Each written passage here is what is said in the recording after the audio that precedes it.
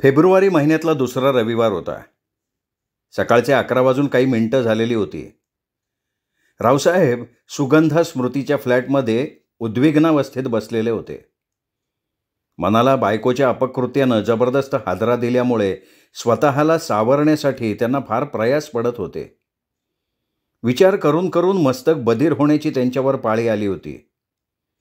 पुन्हा दुसऱ्यांदा आगीतून फुफाट्यात पडायची त्यांची इच्छा नव्हती, म्हणून संयम ढळू न देण्याचा ते आटोकाट प्रयत्न करत होते. कन्हेरी किंवा तिच्यासारख्या एखाद्या विषारी झुडपाच्या मुळ्यांचा अर्क त्या कुपीत आहे, असा लॅब परीक्षकानं रिपोर्टमध्ये स्पष्टपणे निर्वाळा दिलेला होता. रावसाहेबांचा अंदाज खरा ठरला होता. शंकेला जागाच राहिलेली नव्हती, म्हणून ते चक्रावून नाही तर गांगरून गेलेले होते. फार मोठा अवघड तिढा होऊन बसला होता. भिवाला संपवण्याचा निर्णय शारदानी का घेतला? अक्काला साधी भोळी समजू नका असं शेवंता का म्हणाली? इथे तर आसपास कुठेही कन्हेरीची झुडपं नाही आहेत, मग शारदानी कुठून पैदा केला हा विषारी अर्क? भिवाला नोकरीवर ठेवून घ्यायचं सांगून आईचा फोन आल्याचं नाव करून शारदा पारगावला गेली होती. याचा अर्थ पारगावी कन्हेरीची झुडपं असली पाहिजेत आणि त्यासाठीच शारदा पारगावी गेलेली असावी. 3 दिवस माहेरात राहून परतल्यानंतर 10-12 दिवसांनी भिवा संपलेला होता.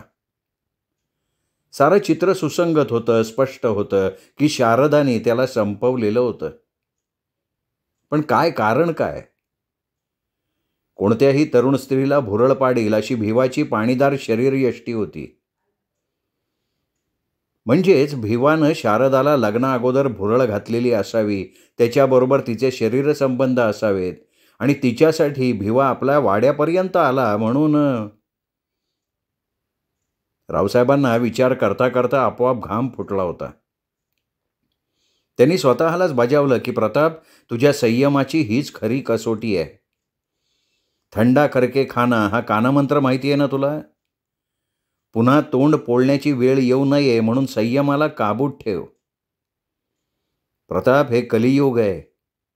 पावित्र्याचा टेंभा कुणीही मिरवू नये. युद्धात आणि प्रेमात सारे गुन्हे या कलियुगात माफ असतात. विवाहापूर्वी केलेली चूक प्रतारणा नाही होऊ शकत. शारदानं तुझ्या भविष्याचा विचार करून केलेल्या चुकेवर कायमचा पडदा टाकण्यासाठी क्रूरपणे हा उद्योग अतिशय विचारपूर्वक केलेला आहे. झाकली मूठ 1.25 लाखाची असते असं म्हणतात. उघड करून स्वतःच्या पायावर धोंडा पाडून घेण्यात अर्थ नसतो. शारदा तुझ्यावर जीवापाड प्रेम करतीये. त्या प्रेमाला सुरुंग लागू नये, तुझ्या विश्वासाला तडा जाऊ नये, आईवडिलांच्या नावागावाला काळीमा लागू नये आणि देशमुखांच्या अब्रूचं खोबरं कारगावच्या वेशीवर उधळलं जाऊ नये, स्वतःच्या संसारावर निखारा ठेवला जाऊ नये, यासाठी शारदाने परिणामांची पर्वा न करता हे दिव्य कृत्य केलेलं आहे.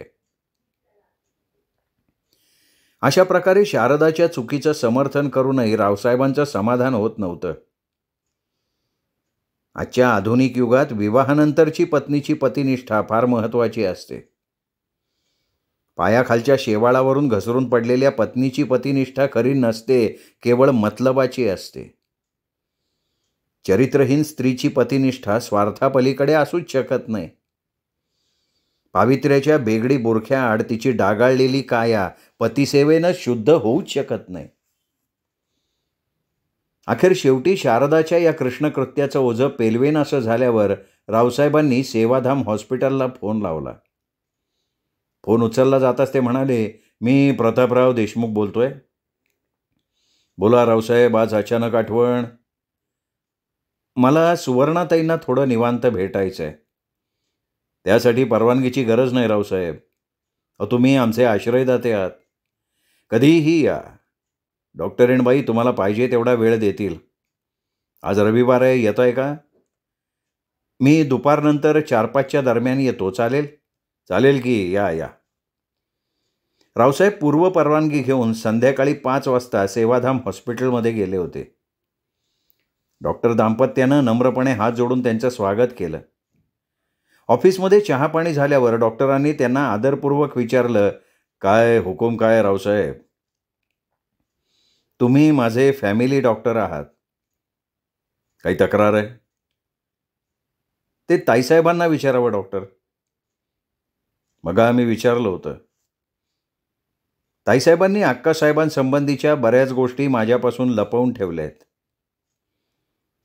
क्षमा करा रावसाहेब. तुमची तक्रार रास्त आहे, पण गीताईंनी विनंती केली त्यामुळे मी तुम्हाला सांगू नाही शकले. कधी विषय निघाला तर रावसाहेबांना मी सगळं समजावून सांगेन असं गीताई हात जोडून मला म्हणाल्या, म्हणून मला तुमच्याकडे तोंड नाही उघडता आलं. अक्कासाहेबांच्या गर्भाशयाच्या पिशवीत दोष निर्माण झाल्यामुळे क्युरेटिंग करावं लागलं, एवढंच फक्त मला माहिती होतं. पण पिशवीत दोष कशामुळे निर्माण झाला, दोष काय आढळला, त्याचे काय परिणाम होणार आहेत यासंबंधी मी अंधारात आहे. म्हणून आपण सुज्ञ आहात रावसाहेब. मनस्ताप वाढवून देण्यासाठी काही गोष्टी ओठावर आणायच्या नसतात असं गीताई म्हणाल्या. त्या पुढे असंही म्हणाल्या की आमचे रावसाहेब समजूतदार आहेत. अंगावरून गाडा जरी गेला तरी ते तोंडातनं ब्र काढणार नाहीत. एकदा दुधानं तोंड भाजलंय त्यांचं, म्हणून आता त्यांच्यावर ताक फुंकून प्यायची वेळ आली आहे. चिंता करू नका तुम्ही, रावसाहेब डोक्यात राग घालून घेणाऱ्यांपैकी नाहीत. माणूस मनानं कितीही खंबीर असला तरी नको त्या वार्ता ऐकल्यावर खचून जातो, कधी कधी उन्मळून सुद्धा पडतो. प्रत्येक प्रश्नाला उत्तर असतं. शोध घेतल्यावर मार्ग सापडतो, म्हणून मनात कुठलाही किंतु न आणता तुम्ही गप्प राहा. जे काही सांगायचं आहे ते मी सांगीन रावसाहेबांना, असं गीताई डोळ्यात पाणी आणून कळवळून म्हणाल्या. त्यामुळे मी आगीत तेल ओतणं टाळलं. काय म्हणाले अक्कासाहेब? पश्चात्तापाचं विष पचवणं फार अवघड असतं म्हणाल्या. त्या म्हणाल्या, सीता सावित्रीचा जमाना राहिलेला नाही. मी सामान्य स्त्री आहे. जवानीच्या धुंदीत कधी प्रवाहाला लागले ते समजलंच नाही, वाहवत गेले मी. आणि जेव्हा समजलं तेव्हा फार उशीर झाला होता. रावसाहेब माझं सर्वस्व आहेत. मला माझ्या संसाराची राखरांगोळी करून घ्यायची नव्हती, म्हणून परिणामाची पर्वा न करता विषारी झाडं मुळासहित उखडून टाकण्याचं दुसऱ्यांदा महापाप केलंय मी. असं बरंच काही म्हणाले अक्कासाहेब. सुवर्णाताई बोलायच्या थांबताच रावसाहेब उठून उभे राहिले, हात जोडून म्हणाले, डॉक्टर आय एम सॉरी. या प्रकरणावर आता अधिक चर्चा करणं नको वाटायला लागलंय. मलाच म्हणता ताक ओळखता नाही आलं. शीतावरून भाताची परीक्षा नाही करता आली. डॉक्टर, माझ्या मनाचं समाधान झालंय. मी या कलियुगातल्या आधुनिक जगात आहे हे विसरून गेलो होतो. येतो मी. लोभ अभंग असू द्या. रावसाहेब, तुमचं वेगळंपण माहिती आहे आम्हाला. तुमच्यासारख्या सदाचारी, परमार्थी, निर्लोभी, निरअहंकारी आणि संयमी माणूस संपूर्ण कारगावात शोधून सापडणार नाही. मी तुमच्या समाधानासाठी खोटी स्तुती करत नाहीये, मी खरी वास्तवता सांगतोय. डॉक्टर, मला लाजवू नका. कुणाकडूनही खरी खोटी अवास्तव स्तुती ऐकण्याची लाज वाटते मला. तुमच्यासारखा मी ज्ञानी, विचारी, विद्वान नाही आहे. सौभाग्यवतीच्या पतिनिष्ठेच्या भोवऱ्यात अडकून पडलो होतो. ऐनवेळी तुमच्याकडनं आधाराचा हात मिळाला, म्हणून भोवऱ्यात बुडून जायची वेळ नाही आली. डोळ्यांवर काळी पट्टी बांधून अंधारात प्रकाशाचा शोध घेत होतो. प्रकाश किरणांचं दर्शन तुम्ही घडवलं, म्हणून तुमचा आभारी आहे मी. डॉक्टरांबरोबर बोलत बोलत रावसाहेब बाहेर आले. ते व्हरांड्यात उभे असताना शारदा सुनंदाला घेऊन शेखरच्या मोटरसायकलवर अश्रू ढाळत आले. सुनंदाला डोळे मिटलेल्या अवस्थेत बघताच रावसाहेब हादरले. डॉक्टरांनी लगबगीनं पुढवून शेखरला विचारलं, काय झालंय काय मुलीला? नाहनीत साबणावर पाय पडला, घसरून पडली, भिंतीवर डोकं आपटलं. सुनूला आम्ही बेशुद्धावस्थेत घेऊन आलोय डॉक्टर. लवकरात लवकर उपचार सुरू करा. माझ्या मुलीला कसलाही अपाय नाही होता कामा. आसवांना आवर न घालता शारदा हात जोडून म्हणाली, अक्कासाहेब, तुम्ही आधी शांत व्हा. तुमच्या मुलीला कसलाही अपाय होणार नाही. आज चला. सुनंदाच्या डोक्याला टेंगोळ आलं होतं. डॉक्टरांनी तिला लागोपाठ 2 इंजेक्शन्स दिली. दुसऱ्या इंजेक्शननंतर 4-5 मिनिटांनी तिने डोळे उघडले आणि तोपर्यंत शारदाच्या डोळ्यातलं पाणी थांबलेलं नव्हतं.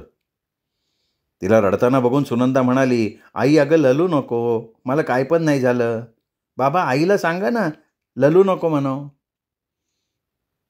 "आता नाही लढणार बाळा. अगं तू डोळे उघडे ना म्हणून माझा जीव ठिकाणावर लावला नव्हता. तुझ्या अचपळपणामुळं." "अक्कासाहेब, सुनंदा लहान आहे अजून. पण हिच्या जीवाला काही बरं वाईट झालं असतं तर मी जगले नसते. ह्यांनी जाब विचारण्याआधी मी स्वतःला संपवून टाकलं असतं डॉक्टर. पापांचं ओझं पेलवेनासं झालंय हो डॉक्टर. सुनूचं नशीब बलवत्तर होतं म्हणून शेखर भाऊ एखाद्या देवदूतासारखे तात्काळ धावून आले मदतीसाठी."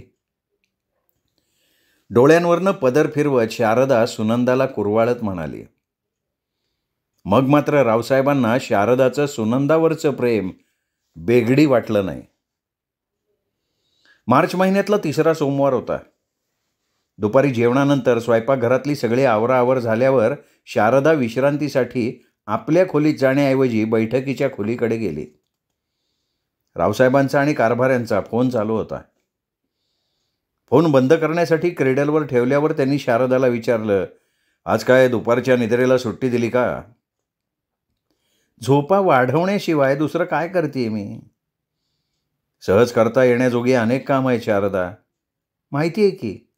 घरातली, मळ्यातली, ऑफिसातली सगळी डोक्यात आहेत. मग काय एखाद्या ब्राह्मणाकडे मुहूर्त बघून मग कामाला सुरुवात करणार आहेस का?" "नाही नाही रावसाहेब, येत्या गुरुवारपर्यंत फक्त एकच विषय माझ्या डोक्यात आहे." "कोणता?" "येणारा गुरुवार हा माझ्या व्रताचा शेवटचा गुरुवार आहे. या गुरुवारी व्रताचा उद्यापन समारंभ म्हणजे सांगता समारंभ करायला लागतो. तुमच्याकडून हिरवा कंदील मिळाल्याशिवाय मी नास्तिक नाही आहे शारदा. कोणाच्याही देवाधर्माआड मी कधी येत नाही. मला सांग, हा समारंभ कशा प्रकारे साजरा करणार आहेस?" सांगता समारंभ कशा प्रकारे साजरा करतात हे माहीत नव्हतं मला. मी सकाळी गीताईंना विचारलं. "बरं, मग काय काय सांगितलं गीताईंनी?" "सकाळी स्नानानंतर तोंडात पाण्याचा थेंबही न घेता गावातल्या देवदेवतांचं जोडीनं दर्शन. त्यानंतर दिवस माथ्यावर येण्यापूर्वी देवघरात विष्णू भगवंतांची पाद्यपूजा करायची आणि मग त्यांना जेव घातल्यानंतर आपण दोघांनी उपवास सोडायचा. फार आटोपशीर छोटासा मंगलदायक समारंभ आहे शारदा. आचार्याकरवी श्रीखंडपुरीचं छानसं जेवण तयार करू. 11 जोडप्यांना चांगल्यापैकी मानाचे पोशाख देऊन सन्मानित करू. या निमित्तानं अन्न वस्त्र दानाचं पुण्य तरी पदरात पडेल. सांगता समारंभ साजरा करायची फार चांगली कल्पना आहे शारदा." गीताईंचं ज्ञान थक्क करून टाकणार आहे रावसाहेब. त्यांनी फक्त उन्हाने केस नाही पिकवलेले, अनुभव दांडगा आहे गीताईंचा. "मग मला 11 जोडप्यांचा प्रश्न पडलाय रावसाहेब." "प्रश्न अतिशय सोपा आहे.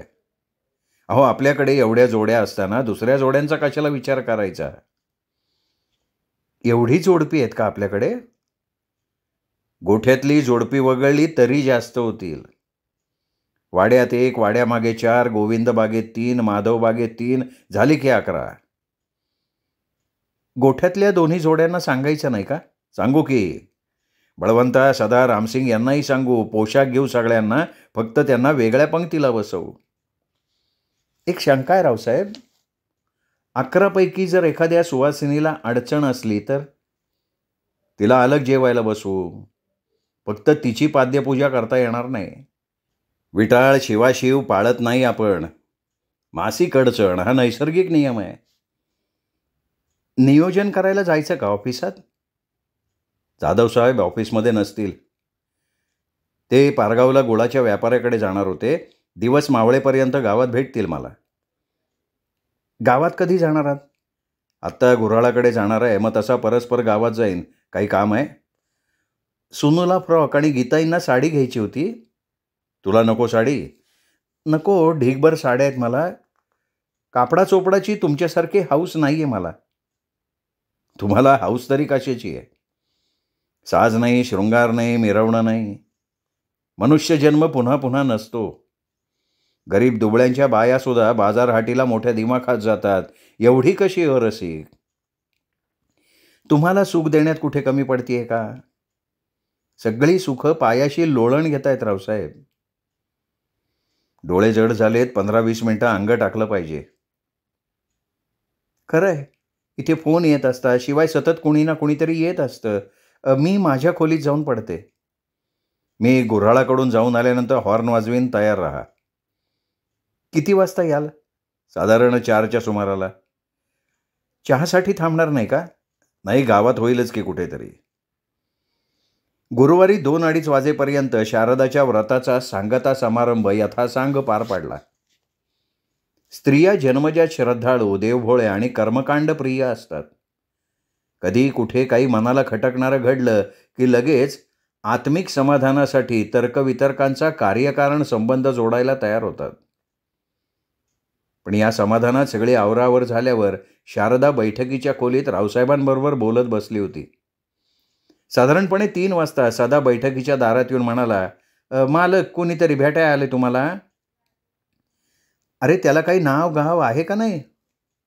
काय नाव विलास आणि गाव काळच म्हणतोय. तरुण आहे का वयस्कर आहे? शारदानी पुन्हा विचारलं. 25च्या दरम्यान. अनोळखी वाटतात ना? कामाचं विचारलं नाहीस का? शारदा, तो माणूस तुला भेटायला आलेला नाहीये, मला भेटायला आलाय. सदा, जा घेऊन ये बरं त्यांना. 4-5 मिनिटांनी मळक्या पांढऱ्या शर्ट पायजाम्यातला चिंताग्रस्त एक अनोळखी तरुण बैठकीच्या दारात येऊन उभा राहिला. तक्क्याला पाठ टेकण्यासाठी मागे सरकत रावसाहेब म्हणाले, या ना, या आत या. चपला बाहेर काढून पाय झटकून तो तरुण आत येऊन उभा राहिला. अहो बसा बसा, खाली बसा. अहो जमिनीवर नाही पाहुणं, गादीवर बसा. अहो गादी खराब होईल ना. माझे पाय कपडे लय मळलेले आहेत. पाहुण्यांना जमिनीवर बसवण्याची या वाड्याची रीत नाही पाहुणं. बसा बसा, गादीवर बसा. वाळ्याचं ग्लासभर थंडगार पाणी पिल्यानंतर तृप्त होऊन तो तरुण म्हणाला, मी विलास रंगनाथ काळजे, काळजचा. यापूर्वी आपली कधी गाठभेट झाल्याचं आठवत नाहीये मला. पहिल्यांदाच इथं आलोय. काय काम आहे? मी माझ्या मोठ्या आईला न्यायला आलोय.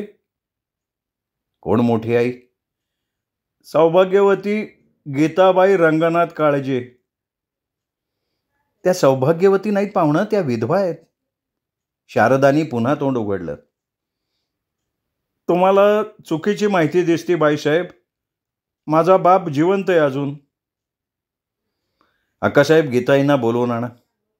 समक्ष खुलासा करून घेऊ आपण. सदा जाईल की त्यांना? अक्कासाहेब, गीताई झोपल्या असतील, या घेऊन. 7-8 मिनिटांनी गीताई आल्या. त्या बैठकीवर बसताच रावसाहेबांनी त्यांना विचारलं, गीताई, ह्या तरुणाला ओळखता का तुम्ही? नाही, पहिल्यांदाच बघते मी याला. मोठ्या आई, अहो तुम्ही काळजून हितं आश्रयाला आल्यानंतर 6-7 वर्षांनी माझा जन्म झाला. माझ्या जन्मदात्या आईचं नाव सुलभा रंगनाथ काळजे. तुम्ही माझ्या सावत्र आई आहात. मग गीताईंना राग आवरता आला नाही. त्या फाडकन म्हणाल्या, अरे, तुझी जन्मदाती रंगनाथ काळजेची बायको नाही, ठेवलेली रांड आहे ती. माझ्या सुखात विष कालवलं त्या भवानीने. माझ्या उभ्या आयुष्याची धुळधाण करून टाकली टवळीने. का आलायस तू? तुम्हाला न्यायला आलो मी. माझा बाप मरणाच्या वाटेवर आहे. काही दिवसाचा सोबती. तुमचा ध्यास घेतला त्याने. पश्चात्तापाच्या आगीत होरपळतोय तो. किडे पडले की नाही भटकीच्याला? सडून मरशील असा शाप देऊन मी आली आहे. ज्या दिवशी त्या नालायकानं मारहाण करून मला घरातनं हाकलून दिलं ना, त्याच दिवशी तो मला मेलाय. त्याच्या नावाने कपाळावर कुंकू सुद्धा लावत नाही मी. विधवेचं जीणं जगतीये मी. गीताई कातर सुरात मुसमुसत म्हणाल्या. गीताई, आपण नका नका, या विषयावर काही बोलू नका रावसाहेब. रावसाहेब, अहो, आबासाहेबांनी, माईसाहेबांनी मला इथे आसरा दिला नसताना तर माझे हाल कुत्र्यांनी सुद्धा खाल्ले नसते. आत्महत्येची पाळी आली असती हो माझ्यावर. गीताई डोळ्यांना पदर लावून अश्रू ढाळत म्हणाल्या. गीताई, गीताई तुम्ही आधी शांत व्हा. तुम्ही काळजला जायचं म्हणालात तरी आम्ही तुम्हाला जाऊ देणार नाही. या वाड्यासाठी चंदनासारख्या झिजल्या तुम्ही. माझी आई होऊन राहिलात म्हणून नाही जाऊ देणार तुम्हाला. तुमचा नवरा गाजर पारखे असला पाहिजे. अहो त्या अवदसेनं त्याला पार वेडा पिसा करून टाकला होता. अनेकांच्या शेजा सजून पाठ न लागता बायको म्हणून छिनाल मिरवत होती. माझा तळतळाट. गीताई, गीताई कुळाचार विसरलात. क्षमा करा रावसाहेब. अहो फार भोगलंय म्हणून राहवलं नाही मला. विलास तू जेवलास का नाही? नाही ना. शारदा विलासला रसोईत घेऊन जा. जिजाईला सांग त्याला जेवायला घाला. जेवल्यावर खर्चासाठी 1800 रुपये विलासला दे. शेखरला स्टँडवर पोचवून यायला सांग. विलास वाईट वाटून घेऊ नकोस. तुझ्या मोठ्या आईनं जे भोगलंय ते तुला माहीत नसणार. माहीत असतं तर इथपर्यंत यायचं तू धाडसच केलं नसतंस. जा जेवायला जा. आणि आईबापाला काय सांगू? तुला जे योग्य वाटेल ते सांग. परंतु तुझ्या इथं येण्याचा हेतू वेगळाच काहीतरी असला पाहिजे. तुम्हाला पोट भरणं अवघडून बसला असावं असा तुझा अवतार सांगतोय. काय आहे तुझ्या मनात? पिठाच्या गिरणीत काम करत होतो. मी रोज पीठ चोरून नेतो असं कोणीतरी मालकाला सांगितलं. त्याने कामावरनं काढून टाकलं मला. अहो गिरणीत उधळलेलं पीठ गोळा करून न्यायचो मी. लग्न केलंस? नाही ना. काय आहे माझ्याकडं? कडूचं बेनं म्हणून कपाळावर शिक्का मारला गेलाय. बापाने मौज मजे पायी साऱ्याची वाट लावली. आता उघडले त्याचे डोळे. आई काय करते? मोलमजुरीशिवाय दुसरं काय करणार? आता असं कर, गावी जा. गावी जा. बापाच्या मृत्यूनंतर कामाचा शोध घे आणि नाहीच जमलं तर चांगल्या अवतारात माझ्याकडे ये. आयतं बसून खाण्यासाठी देव माणसाला जन्माला घालत नाही. कामासाठी 2-2 हातपाय देऊन तो जन्माला घालतो. मी काय बोललो हे समजलं नसेल तर कोणातरी शहाण्याकडनं समजून घे. हां. असं म्हणून रावसाहेब गुऱ्हाळाकडे जाण्यासाठी बैठकीच्या खोली बाहेर पडले. त्यांच्या पाठोपाठ बाहेर जाण्यासाठी गीताई उठल्या. त्यांच्या हळव्या मनात आपोआप पुत्रप्रेम जागृत झालेलं होतं. डबडबल्या नेत्रांनी विलासकडे बघताना त्यांना हुंदका अनावर झाला होता. तो हुंदका बळच थोपवून त्या कर्माला दोष देत बाहेर पडल्या. शारदा विलासला नंतर काहीशा अहंकारानं म्हणाली, उठा पाहुणं. एक सांगते तुम्हाला, तुमच्या मोठ्या आई आमच्या या वाड्यात पगारी नाहीत. अन्न वस्त्रावारी इथे आश्रित म्हणून राहिलेले आहेत. त्यांच्याकडे मोठं डबोलं साचलं असल्याचा तुमच्या आईवडिलांचा अंदाज असेल. नाही, कृपा करून गैरसमज करून घेऊ नका बाईसाहेब. अहो बाप शेवटच्या गाठका मोजतोय म्हणून येणं भाग पडलं मला. एप्रिल महिन्यातल्या रविवारची 8 तारीख होती. सकाळी भोजनगृहात नाश्ता करताना शारदानं रावसाहेबांना विचारलं, काय काय प्रोग्राम आहे आज? नाही, विशेष असा कसला प्रोग्राम नाही आहे. फक्त 10-11च्या दरम्यान केशव लालचंद ओसवाल नावाचे कांबडीचे गुळाचे नवीन व्यापारी येणार आहेत. कुठे, गावात की इथे? इथे आपल्या वाड्याला भेट द्यायला येणार आहेत. जेवायला बोलवलं का त्यांना? नाही, त्यांचे वडील आबासाहेबांच्या काळात सैंदाणेत फार मोठे किराणा भुसार मालाचे व्यापारी आणि सावकार होते. आबासाहेबांशी त्यांचे घनिष्ठ संबंध होते असं केशवशेठच्या तोंडून ऐकायला मिळालं. त्यामुळे मी त्यांना मुद्दाम बोलवलंय वाड्यावर. काळज सैंदाणेच्या जवळपास आहे ना रावसाहेब? सैंदाण्यापासून पुढे मावळतीकडे 5-6 किलोमीटर अंतरावर. काळजला गेला होतात कधी? हां, एकदा मित्राच्या लग्नानिमित्त गेलो होतो. पण तू कशासाठी सखोल चौकशी चालवली आहेस? विलास इथून गेल्यापासून गीताईंचं मनस्वास्थ्य बिघडलं असल्यासारखं वाटतंय. हो, ती बाब माझ्याही लक्षात आली आहे. त्या कारणाशिवाय समोर येत नाहीत. पहिल्यासारखं मन उगाळून बोलत नाहीत. नवरा मरणशय्येवर असल्याचं ऐकायला मिळाल्यामुळे गीताईंची मनस्थिती द्विधा झाली असणार रावसाहेब. हां, खरं आहे. तुमचं मूळ गाव कुठलं रावसाहेब? कारगाव नाही आहे एवढंच फक्त मला माहिती आहे. 1960-65च्या दरम्यान आबासाहेब कारगावात आले असं एकदा मी त्यांच्या तोंडून ओझरता ऐकलं. मला वाटतं आपल्या घराण्याची समग्र हिस्ट्री गीताईंना माहिती असावी. आज निवांत वेळ आहे. गीताईंना बोलतं करण्यासाठी विचारून बघू. मलाही आपल्या घराण्याचा पूर्व इतिहास जाणून घ्यायचाच आहे. गीताई आश्रित आहेत का? हे बघ, आबासाहेबांनी ज्या अर्थी गीताईंना आसरा दिला, त्यांच्यावर या वाड्याची जबाबदारी सोपवली, त्या अर्थी गीताई आश्रित नसाव्यात. त्यांच्याशी आपले जवळचे संबंध असले पाहिजेत असा माझा अंदाज आहे. दुपारी जेवणानंतर आपण गीताईंना बैठकीच्या खोलीत बोलवून घेऊ. खाणं आटोपल्यावर हात धुण्यासाठी उठण्यापूर्वी रावसाहेब म्हणाले. बरोबर 10:30 वाजता काम ठेवून केशव शेठ आले. चहापानानंतर लगेच त्यांनी 500 गुळखड्यांची ऑर्डर दिली. 3 लाखांचा चेक देताना म्हणाले, रावसाहेब, तुमच्या वडिलांच्या कृपाशीर्वादामुळं माझ्या वडिलांचं सैंदाणेत बस्तान बसलं असं माझ्या वडिलांनी 2-3 वेळा सांगितलं, म्हणून मी तुमच्याकडे गुळ खरेदी करायला आलो. सैंदाणेशी माझ्या वडिलांचा कसा काय संबंध आला? म्हणजे हा प्रश्न मला काही केल्या उलगडत नाही आहे शेठजी. अहो, सैंदाणे हे तुमचं मूळ गाव आहे रावसाहेब, माहिती नाही? नाही ना, माहीत असतं तर मी म्हणालोच नसतो ना. ठीक आहे, मला जायची परवानगी द्या. अहो, काय गडबड आहे शेठजी?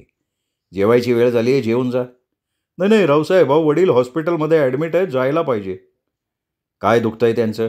काय वय झालं आहे आणि वार्धक्यामुळे घरी सेवा करता येत नाही. कुठे ॲडमिट आहेत? कामठीच्या हॉस्पिटलमध्ये. हे बघा, जेवायला फारसा वेळ लागला नसता.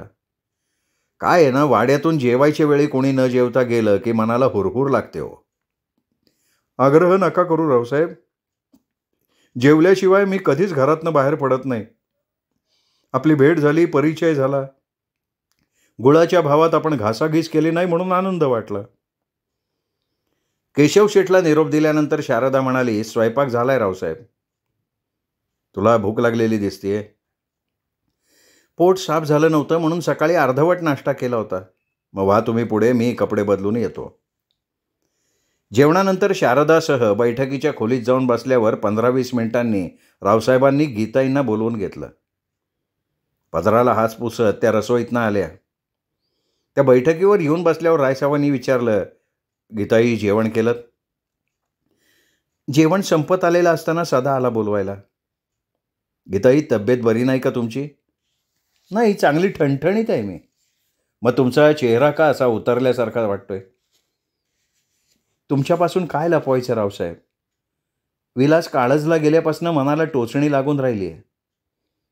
बापांनी सगळी जमीन फुकून टाकली असणार, पोरावर उपासमारीची पाळी आली असणार. जायचं का काळजला? त्यांच्या पोटापाण्याची आपण सोय करून येऊ. नाही, नको रावसाहेब, काळजचं तोंड नाही पाहायचं मला. मग काय करायचंय? त्या निष्पाप पोरासाठी जीव तुटतोय. पोटापाण्याची सोय झाली नाही तर विलासला इकडे यायला सांगितलंय मी. तुम्ही का चिंता करताय? आणखीन किती जणांचे संसार उभे करून देणार आहात रावसाहेब? मी कोणाचाच बांध साळायला जात नाही गीताई. देव देतोय म्हणून त्यातलं थोडंफार सत्कारणी लावतोय मी. रावसाहेबांना स्वर्गात जायचंय गीताई. पुण्याचा रांजण भरून ठेवायचा आहे म्हणून परमार्थात हात आखडता घ्यायचा नाही. शारदा कडवट स्वरात उपरोधानं म्हणाली. शारदा, पुण्यकर्म वाया जात नाही कधी. पापाचे रांजण भरून ठेवण्यापेक्षा परमार्थ साधणं वाईट आहे का? सांग. शारदाची बोलतीच बंद झाली. ती शर्मेनं खाली पाहायला लागली. विषयाला आणखीन वेगळं वळण लागू नये म्हणून गीताईने विचारलं, मला कशासाठी बोलवलं रावसाहेब? आज थोडा निवांत वेळ आहे म्हणून तुमच्याकडनं काही गोष्टी जाणून घ्यायच्या आहेत. बरं, काय ते? आधी तुमचं शिक्षण किती, कुठे झालं आहे ते सांगा. मी सैंदाण्यात 5वी कशी बशी शिकले. जोडीला एकही मुलगी नव्हती म्हणून पुढे शिकता नाही आलं. पण काय विचारताय? गीताई, तुम्ही आमच्याच कुटुंबातल्या असाव्यात असा माझा कयास आहे. हे सत्य माहिती असावं म्हणून. मी तुमच्याच कुटुंबातली आहे रावसाहेब. कशासाठी सत्य जाणून घ्यायचं होतं? गीताई, मला आपल्या कुटुंबाचा पूर्व इतिहास अजिबात माहिती नाही आहे. आबासाहेबांनी तो कधी सांगितला नाही. तुम्हाला माहिती असणार, तो जाणून घेण्यासाठी तुम्हाला इथे बोलवलं मी. सांगू शकाल? सांगीन की, आनंदानं सांगेन. थोडक्यात सांगितलं तरी चालेल. रावसाहेब, या इतिहासाचं मनावर मेडास राजासारखं ओझं आहे. कधी ना कधी सगळा खुलासा करावाच लागणार होता. आज ती वेळ आली आहे म्हणायची. मग याविषयी पूर्वी तुम्ही स्वतःहून का नाही बोललात गीताई? मला आश्चर्यित ठरवलं गेलं, त्यामुळे सत्य सांगायचं धाडस नाही झालं रावसाहेब. माझ्या मनात स्वार्थ, लोभ निर्माण झालाय असं तुम्ही कदाचित म्हणाला असतात, म्हणून भीतीसुद्धा वाटत होती. गीताई, अहो तुमच्या अंगाखांद्यावर खेळलोय मी. तुम्ही मला कधी आई आठवू दिली नाही. आईचं प्रेम दिलं मला. कशाचीही अपेक्षा न बाळगता आपलेपणानं या वाड्यासाठी, वाड्याच्या इभ्रतीसाठी तुम्ही ज्या खस्ता खाल्ल्यात त्यांना मी मरेपर्यंत नाही विसरू शकणार. आणि असं असताना सुद्धा रावसाहेब, दुधानं तोंड पोळलं होतं म्हणून मनातलं ओठावर नाही येऊ दिलं. शिवाय ओठावर आणायची मला कधी गरज नाही भासली. तुम्ही मेणावून मऊ आहात, सालस आहात, समंजस आहात, हळवे आहात. मला देव्हाऱ्यातल्या देवतांशेजारी नेऊन तुम्ही बसवलं म्हणून मी नाही बोलले. ठीक आहे गीताई, गंगोदका इतक्या तुम्ही तनामनानं निर्मळ आहात याची अनेकदा खात्री पटवून दिली आहे. माझी आई म्हणून या वाड्यात तुम्ही आजपर्यंत वावरलात. इथून पुढेही तुमचा हा अधिकार अभंग राहणार आहे. मनात कुठलाही किंतू न आणता तुमचा आमचा सगळा पूर्व इतिहास सांगून टाका. नंतर सवडींनी लिहून टाकीन मी. आपण कोण, कुठले, इथे कधी आलो, हे सगळं सत्य तुमच्या तोंडून जाणून घ्यायचं आहे. सांगते, सगळं सांगते. आपलं मूळ गाव सैंदाणे.